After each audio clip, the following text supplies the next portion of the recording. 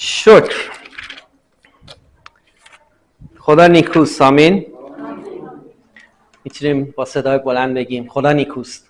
آمین. شما بگین خدا نیکوست. آمین. شکر. میخوام لحظاتی دعا کنیم که فکر ما، تمرکز ما باشه برای کلام خدا. آمین. شکر. میخوام از برادرم احمد خواهش کنم برای کلام خدا دعا کنه. خداوند کلام خودش رو مبارک بسازه و با ما صحبت کنه. آمین. خداوند ممنون سپاسگزاریم که یک روز دیگه موقعیت دیگه تو برای ما فراهم کردید تا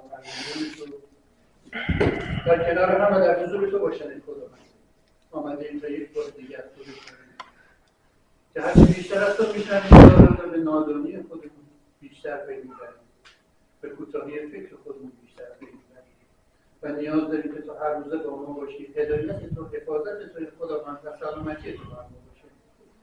برای امروز که در حضورت هستیم دعا می‌کنیم خداوند برای باعث کلامت، کلامی که امروز از دهانمون خارج خواهد شده، اطمینان داریم خداوند که به اراده توست و با هدایت روح القدس انجام خواهد شد. دعا می‌کنیم این کلام در دل‌های ما بشینه و ما رو به شکلی که منظور نظر تو خداوند آماده خدمت بیشتر و بهتر بسازه. در نام شایسته مسیح. آمین. شکر.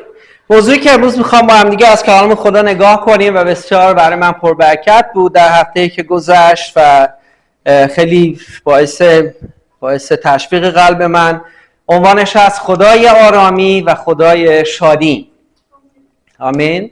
خدای آرامی و خدای شادی. همینطور که از عنوان پیغام مشخصه، آرامی و شادی دو تا موضوع خیلی مهمه که این روزها خیلی کمیابه. بعد تصویری که از دنیا داریم، خبرهایی که میخونیم، مدیا رو که نگاه میکنیم، بسیار ناراحت کننده، غمناک، ترسناک و تاریکه. و متاسفانه ما چه بخوایم چه نخوایم تو این دنیایی که پر از این داستانه هست زندگی میکنیم. درسته؟ ما داخل این دنیا هستیم، در جسم در این دنیا زندگی میکنیم و چه بخوایم چه نخوایم با این چیزا سر و کار داریم. ولی خدای ما خدای آرامی است. آمین. و گهگداری کلیسا و ما ایمانداران به مسیح وقتی که میگیم من مسیحی هم میرم کلیسا، ما مسیحی هستیم، قربانی میکنیم. الان داشتم فکر میکردم که مثلا ساعت 3 بعد از ظهر چقدر ساعت ستمیه و دقیقاً در وسط روزه. ما زمان خودمون رو قربانی میکنیم میایم کلیسا. بعد توی ترکیه بعضی کلیساها صبحه. مثلا کی میخواد صبح پاش بره کلیسا؟ مثلا بعضی وقتا بعد از ظهره. یا ما بعد از ظهر میخوایم بریم دوستامون رو ببینیم، بعد میخوایم یه تفریح بکنیم. هر جوری که فکر میکنی یه جورایی یک شنبه تو باید این قربانی رو بدی. درسته؟ و بعضی وقتا گهگداری آگاهانه و ناآگاهانه ما به عنوان ایماندار به مسیح و کلیسای خداوند این شادی رو، این آرامی رو بعضی وقتا توی یه سری چیزای دیگه جستجو میکنیم به غیر از خداوند. درسته؟ توی کتاب مقدس وقتی نگاه میکنیم، من داشتم نگاه میکردم که واقعا خدای آرامی شادی مختص عهد جدید بود؟ نه، خدا توی عهد عتیق و چه توی عهد جدید خدای آرامیه. توی کتاب پیدایش باب 2 آیه 3 کلام خدا به ما میگه که پس خدا در روز هفتم وقتی که خلقت میشه، روز هفتم از کاری که کرد آرامی گرفت و میگه روز هفتم رو مبارک خواند و اون رو تقدیس کرد چون که در آن آرامی یافت. آمین. خدای ما خدای آرامیه. وقتی که خدای ما همچین خداییه، در روز هفتم اون رو مقدس میکنه و مبارک میسازه چون در اون آرامی گرفته، پس خدا آرامی هست. زایده تصور و ذهنیت ما نیست. توی مزمور 16 داوود نبی، داوود پادشاه به واسطه مکاشفه روح القدس. میگه در مزمور 16 میگه تو راه حیات را به من خواهی آموخت. آمین. میگه تو راه حیات را به من خواهی آموخت. راه حیات چی بود؟ که در حضور تو کمال شادی است و به دست راست تو لذت ها تا ابدالآباد. آمین. میگه تو راه حیات رو به من خواهی آموخت. راه حیات میگه در حضور تو کمال شادی است. خدا خدای شادی است. آمین. خدا خدای غم نیست. دنیا ما رو غمگین میکنه، اعمال دنیا ما رو غمگین میکنه، مردم دنیا ما رو غمگین میکنن، ولی چه باد که خدای ما خدای شادی است و آرامی است. خدا توی عهد جدید در عیسی مسیح با نو کردن عهد خود و در قربانی پسرش عیسی مسیح میراث گرانبها رو به ما داد. آمین. این شادی رو، این مروارید نایاب رو توی صلیب عیسی قبل از اینکه مسیح مصلوب بشه توی باب 14 آیه 27 میگه برای شما آرامش به جا میگذارم. آمین. چقدر زیباست. عیسی مسیح توی باب 14 داره راجع به مرگ خودش صحبت میکنه، یعنی داره آماده میکنه شاگردانش رو که من میخوام مصلوب بشم، بعد در قبر گذاشته بشم، بعد قیام خواهم کرد. داره آماده میکنه ذهنیت اونا، ولی لابلای اونا داره در مورد این صحبت میکنه. میگه من آرامش برای شما به جا خواهم گذاشت. آرامش خود را به شما میدهم، آنچه من به شما میدهم نه چنان است که دنیا به شما میده. آمین. بالاتر و فراتر از اون چیزایی است که دنیا میخواد به ما بده. آرامی خدا. شکر. و در آخر میگه دل شما مضطرب و هراسان نباشد. آمین. من دعا میکنم امروز وقتی از اینجا میریم دلهای مضطرب و هراسان ما یک امید تازه بگیره. هللویا. شکر. او یعنی عیسی مسیح، مرد غمها و دردآشنا، با توجه به این که به مرگ تسلیم میشد، مرگ بیرحمانه و نیابتی،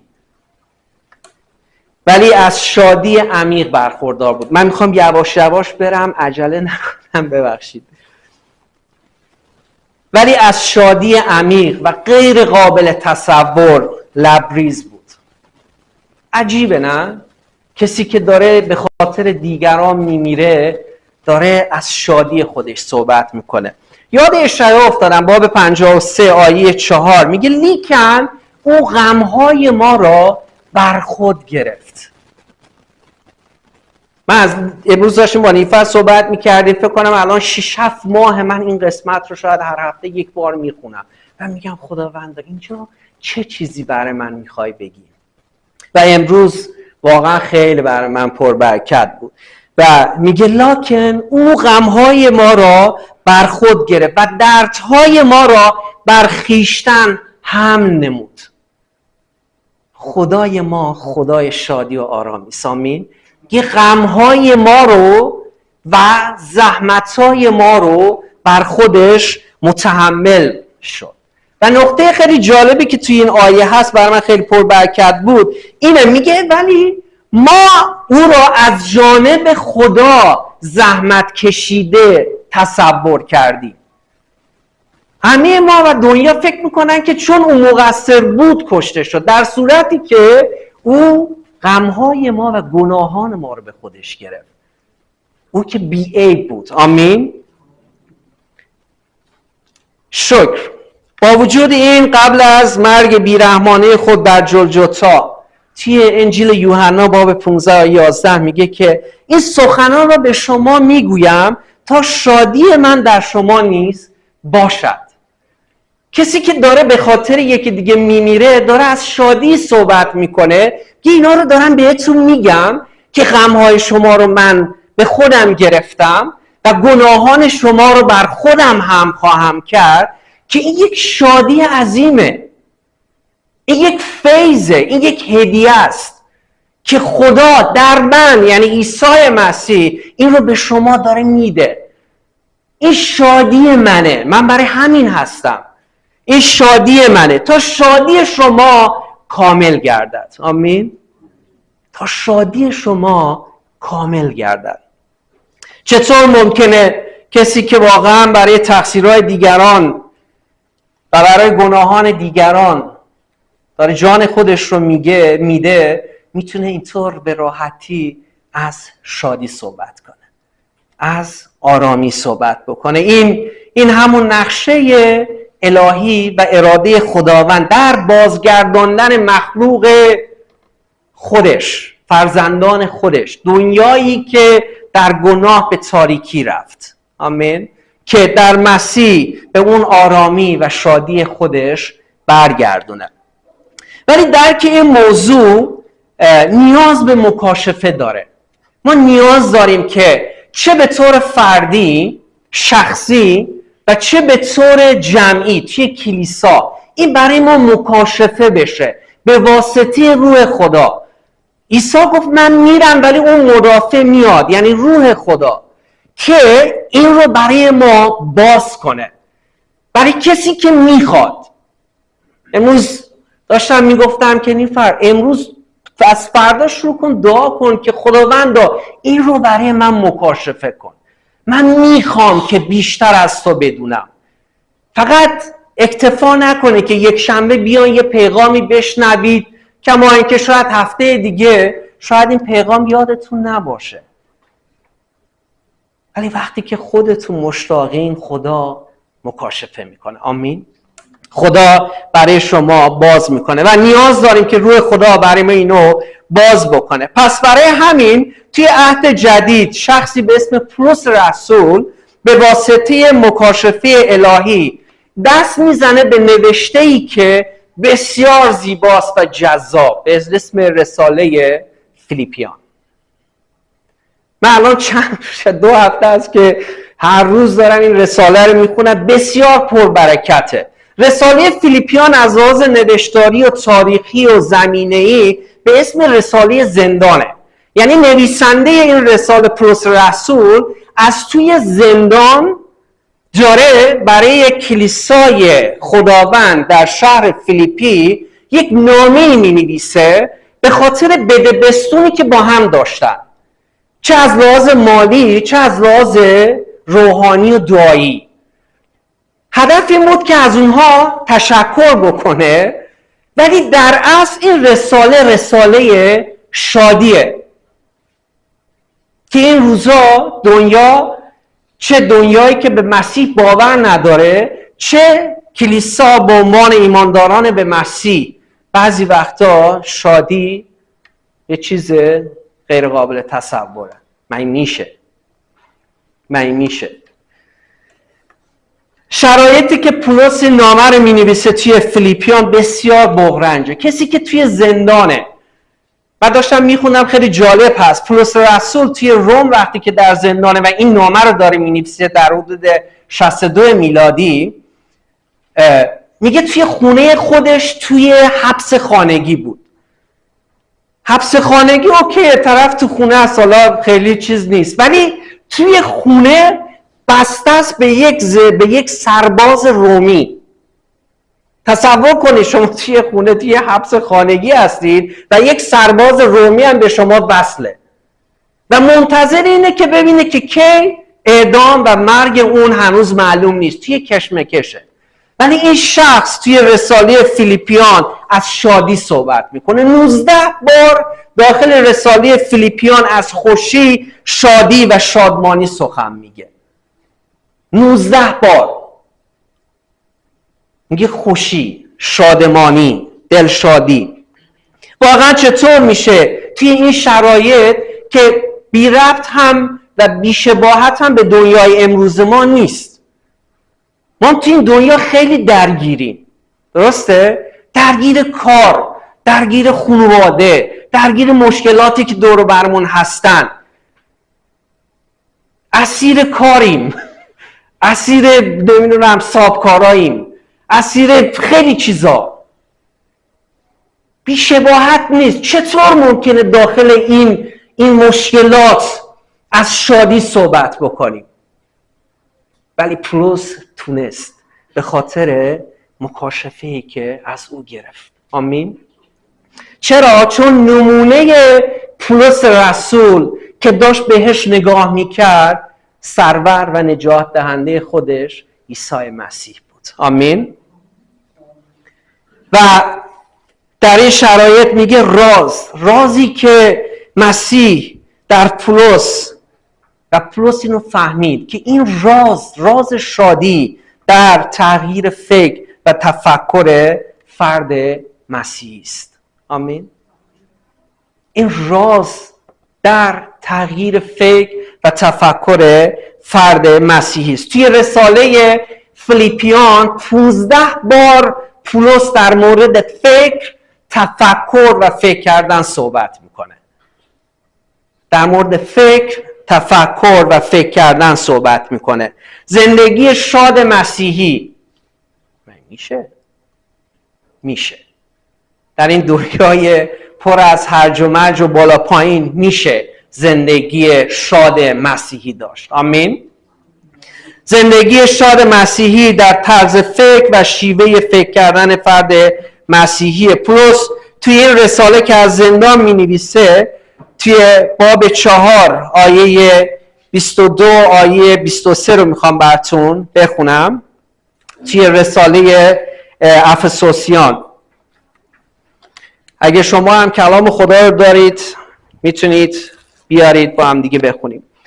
میگه شما آموختید که باید به لحاظ شیوه زندگی پیشین خود آن انسان قدیم را که تحت تاثیر امیال فریب دهنده دستخوش فساد بود از تن به در آورید. در مسیح ما یاد میگیریم که انسان قدیمی که تحت تاثیر چیه؟ امیال گناه‌آلود دنیاست، باید از تن به در کرد. باید طرز فکر شما نو شود. آمین. پولس میگه باید طرز فکر شما نو بشه. انسان جدید رو در بر کنین که آفریده شده است در پارسایی و قدوسیت حقیقی شبیه خدا بشه. آمین. طرز فکر شما نو شود. یه ضرب المثل قدیمی میخوندن، میگه ما همونی هستیم که فکر میکنیم. ما همونی هستیم که فکر میکنیم و به اون عمل میکنیم. و پس فکر و تفکر ما بسیار مهمه که به عنوان یک فرد مسیحی چطور داریم فکر میکنیم. تفکرات ما چطوره؟ فکر ما از کجا تغذیه میشه؟ از کلام خدا یا از دنیا؟ پس طرز فکر پولس همانند مسیح برای کلیسای فیلیپیان خیلی مشخصه. بسیار دلبسته اونهاست، در محبت بده بستون دارن، اونا کمک مالی بهش میکنن، دعا میکنن و کاملا موضعش مشخصه. و این مکاشفه و این هدف تازه و این چیز تازه در مسیح توی آیه 21 در باب 1 توی رساله فیلیپیان مشخصه. میگه چه در مرگ و چه در زندگی، چه در مرگ و چه در زندگی مسیح در بدن من جلال خواهد یافت.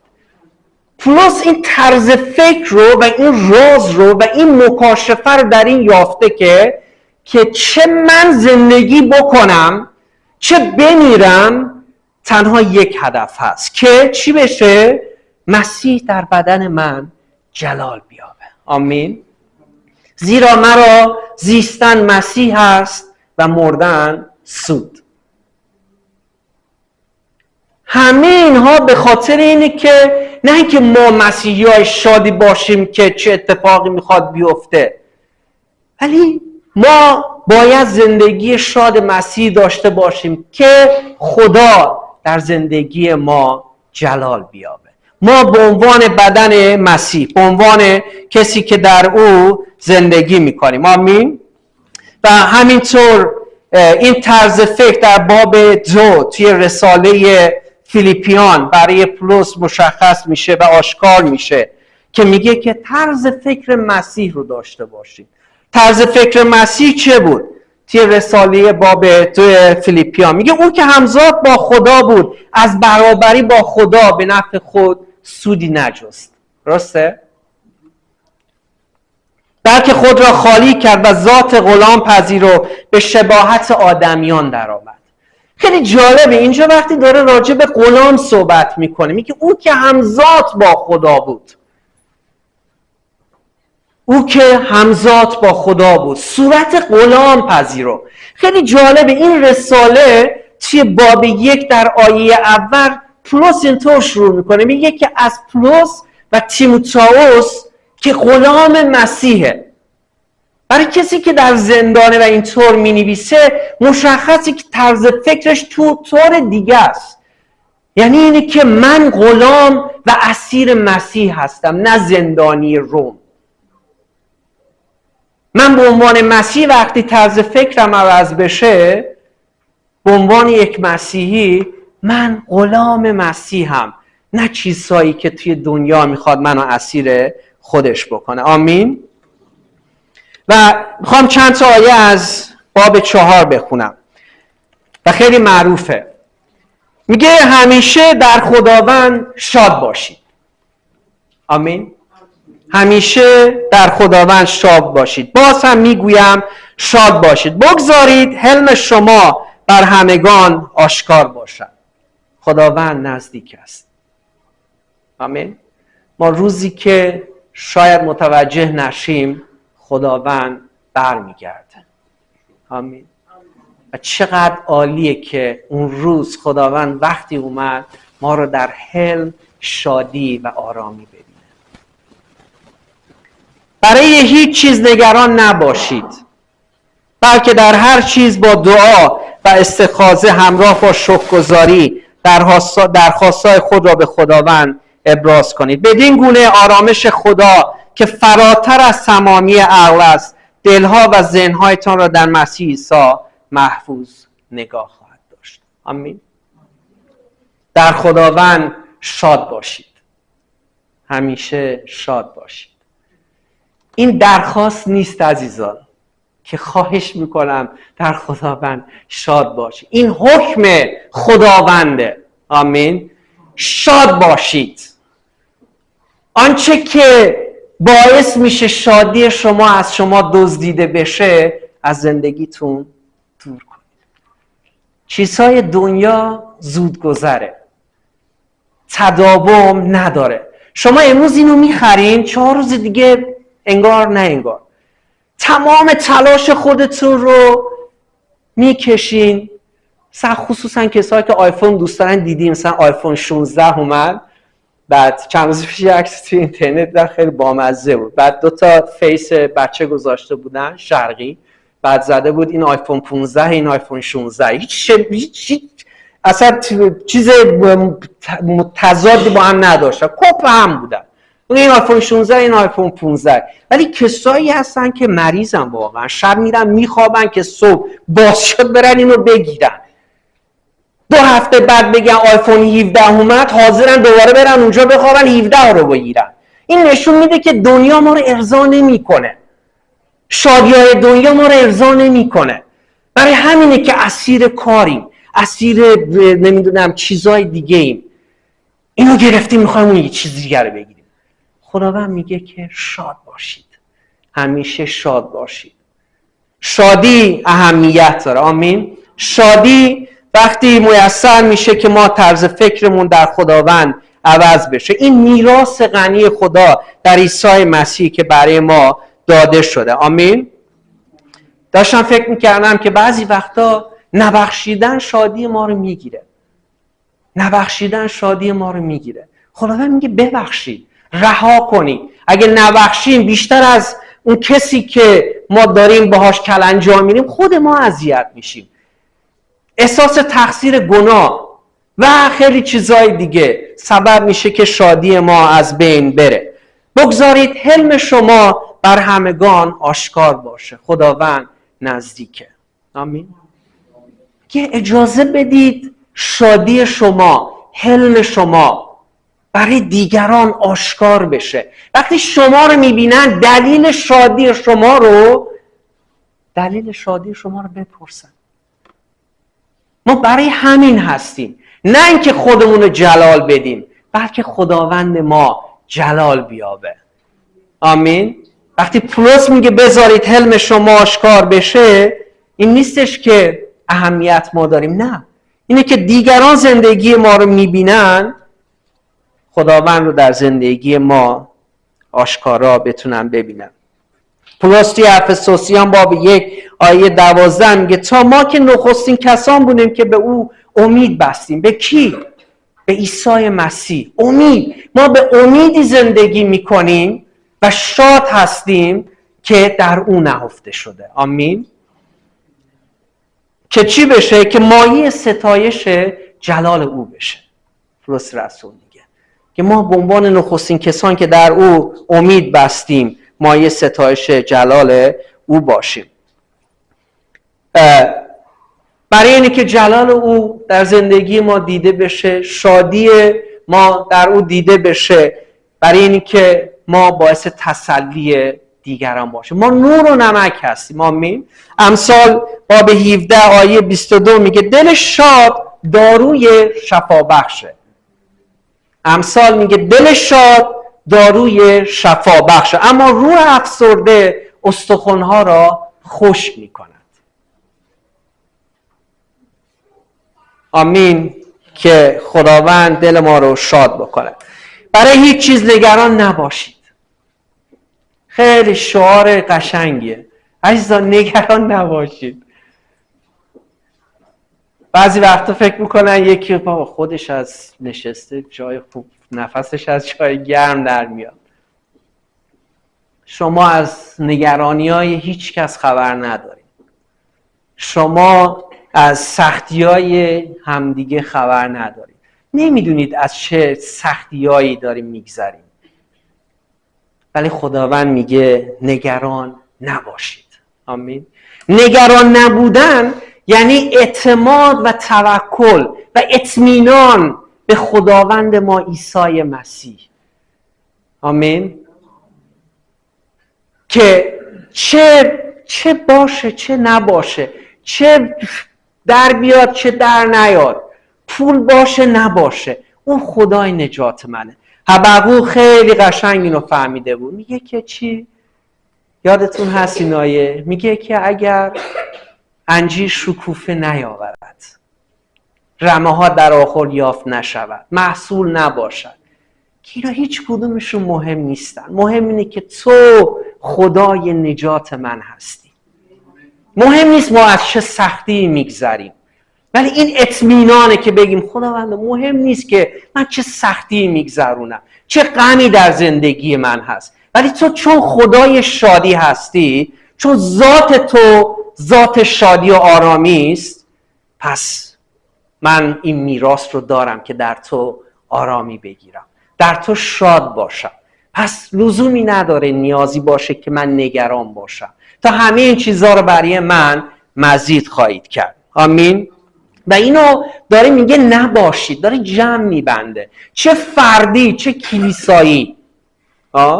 این یعنی یکدلی، این یعنی همدلی. آمین. شکر. و میگه همه چیز را با دعا و استخاضه همراه با شکرگزاری درخواستای خود را به خداوند ابراز کنید. این طرز فکر مسیح که یکدلیه، که همدلیه، آمین، ما رو تشویق میکنه. یه به جای اینکه ناراحت باشید و نگران، به جای اینکه غمها شما رو از پا در بیاره، به جای اینکه سختی‌ها شما رو آزار بده، برای همه چیز یکدل با هم در دعا در حضور خدا بایستید. آمین. ما میتونیم اینطور طرز فکر همدیگر رو عوض بکنیم. این یعنی رشد، این یعنی شفای رابطه. آمین. که به اون خیلی احتیاج داریم، که خداوند روابط ما رو شفا بده، رابطه ما رو با خودش شفا بده، که بتونیم بدون چشم داشت به هم دیگه دعا کنیم. آمین. من نمیدونم خداوند بغل دستیم چه مشکلی داره، چه غمی داره، ولی در تو اطمینان دارم که تو خدای شفا بخشی. آمین. تو خدای شادی هستی. شادیت رو بده. بیشتر از من. این تغییر فکره و میگه آرامی او و شادی او که فراتر از تصور ماست دل و ذهن‌های شما رو در مسیح حفاظت بکنه. آمین. من این هفته داشتم فکر میکردم در مورد یک چیزی صحبت بکنم که مربوط به چیزا روحانیه، چیزا سوپرنچرال، که گهگداری ما چه بخوایم و چه نخوایم، چه باور کنیم چه نکنیم، ولی بعضی وقتا میشنویم بیرون میگن کارماه، انرژی منفی. ولی جنگ ما با جسم و خون نیست. جنگ ما با جسم و خون نیست. عیسی گفت در این دنیا برای شما زحمت خواهد بود اگر در راستی زندگی کنید. دنیا دروغ رو خیلی راحت هضمش میکنه، خلاف رو خیلی راحت هضم میکنه، ولی اگه در راستی زندگی کنین برای شما زحمت خواهد بود. برای همینه که اینجا پولس میگه که دعا میکنم آرامی خدا که خدای شادی و آرامی است، این آرامی که فوق از تصور شماست، فوق از تصور ما، که این باید برای ما مکاشفه بشه، درسته؟ برای ما باید باز بشه که اون آرامی دل و فکر شما رو حفاظت بکنه. آمین. حفاظت بکنه، چون فکر ما میره. برای همین پولس رسول وقتی داره تشبیه میکنه کلیسا رو به بدن انسان، میگه شما اعضای بدنی هستید که سرش کیه؟ عیسی مسیح. شمالیا خوب میدونن ماهی از کجا زود فاسد میشه؟ از سر. شما شمالی نیستید. از سر. تو این دنیای پر از هرج و مرج و پر از غم و پر از گناه و تاریکی احتیاج داریم آرامی خدا قلب و فکر ما رو حفاظت کنه. آمین. چون دنیا میخواد تمرکز ما رو به هم بزنه. تمرکز ما چیه؟ رو به چیه؟ به صلیب عیسی مسیح.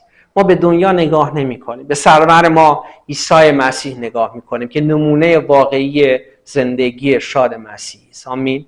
برای همین بود که او با